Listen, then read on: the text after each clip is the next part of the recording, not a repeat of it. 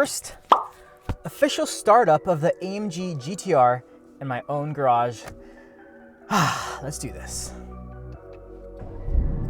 Ooh, that sounds really good. Okay, so I'm just gonna do a quick little drive just to talk to you guys a little bit more about why I chose this car over those other two contenders. Tons more content revolving around this car coming very, very soon. Give this video a like, really would appreciate that.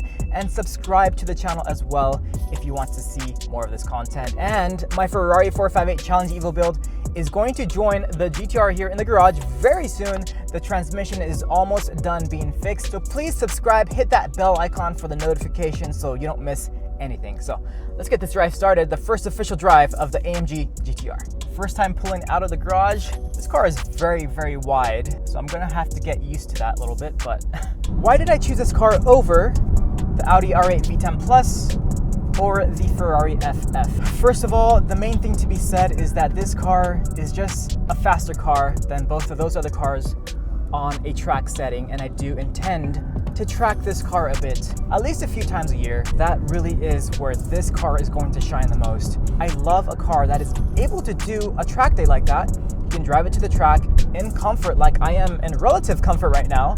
The suspension on this car is pretty stiff, even in comfort mode, but still, it is, relatively speaking, pretty comfortable for this type of race car for the road. I was looking for a car that really can perform well on the track, in the canyons where I love to drive my cars. And I think this car ticks those boxes better than those other two cars. The R8 with its naturally aspirated V10 sounds awesome. The exhaust note on that car, definitely better than this. But at the end of the day, that's an all-wheel drive car, and I didn't really particularly like how it handled. Another hairpin right here. Ooh, got some definite understeer compared to a rear wheel drive car. Now, the Ferrari FF. Let's talk about the FF. Now, that was another car that sounds absolutely amazing with its naturally aspirated V12. The downside of that car is that it just does not handle anywhere near as well as this car or the R8, because it was not made for that purpose. It was made to haul around 4 people comfortably and have an amazing soundtrack in the background, which it absolutely does. Really, where the FF shines is going to be mostly where you really need to have 4 seats, and I definitely do not need to have 4 seats right now in my life. You know, the FF, it handled well for what it is, like a huge 4,100 plus pound car, but there was still a lot lacking there. And the way that I drive my cars, it's never gonna do it for me, honestly. But the GTR is a great daily driver in its own right.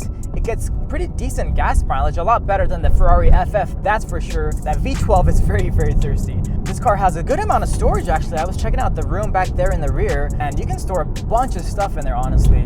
A good amount of storage pockets in the interior cabin here. A big, huge center console pocket where you can store your wallet, your phone, whatever you want, really. The interior itself, the quality, amazing, just absolutely amazing. It is what you would expect from a brand like Mercedes-Benz, and it is a great place to be. I could definitely see myself driving this car on a long road trip, on a rally, and just having that option just to flip the switch into race mode, which I'll do right now, actually. Let's just see what happens. Whoa! Okay, let's actually go into manual.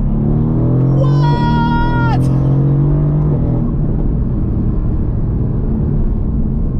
Okay, this is faster than I remember it being when I reviewed it. Oh my god. Yo! Okay guys, I made the right choice. For sure. There's no regrets here at all. I'm sorry, R8 fans. I'm sorry, Ferrari fans, which I'm a Ferrari fan. I'm sorry, Ferrari FF fans. Oh my god, yes! See what I mean? Like, I was just driving in comfort mode through the neighborhood. A quick turn of this dial here in the center console, and it just turns into a freaking beast. I don't know what else to say. That is a car for me. That is the daily drivable supercar that I was looking for, and I am so happy to have found this car. Thank you, Mercedes AMG, for making an awesome car. So real quick, I just want to talk to you guys about the immediate plans I have for this car and future plans I have for this car. I'm very happy to announce that I am being sponsored by Rentec.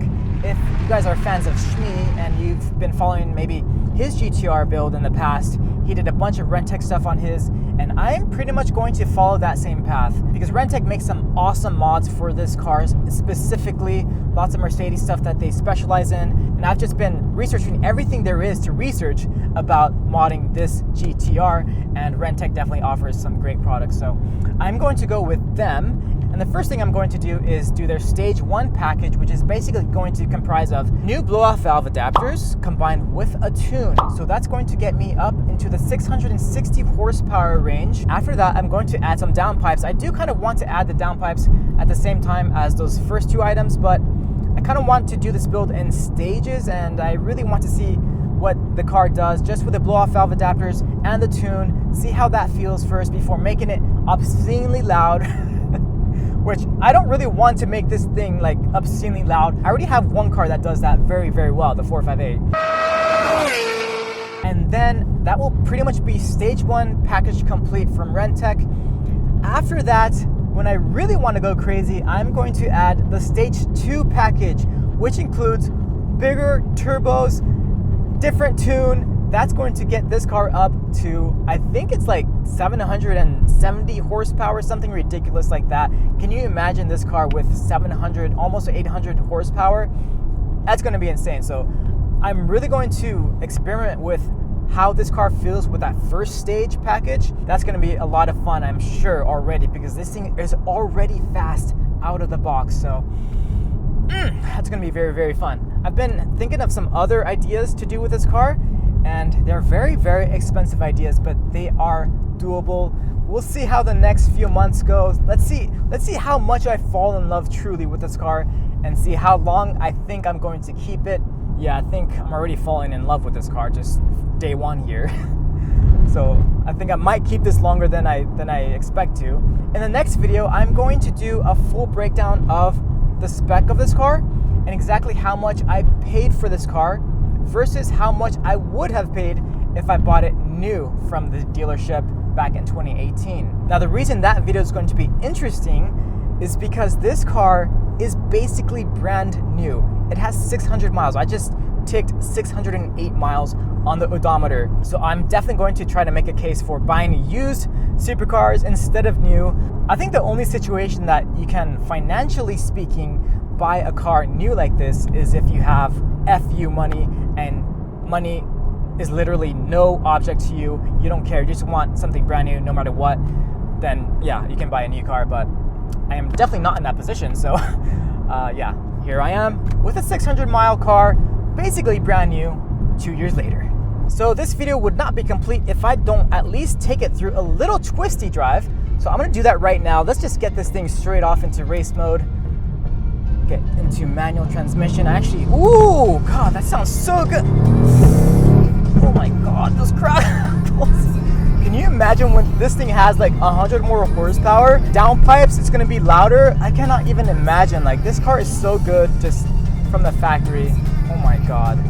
And at the end of the day, this car is a 7-minute, 11-second car on the Nürburgring. Main reason why I bought this car. It is incredibly fast on the track, which means it's going to handle incredibly well on a canyon road like this on the track. I cannot wait to take this car on its first track day. But in the meantime, we're gonna have to settle with some nice roads like this. Oh yeah, I forgot this car has the ceramic brakes, so it's going to stop incredibly well. Dude, this car is freaking amazing. Not even 5 seconds into driving this thing hard on this road, and I'm like, how is that even a street car?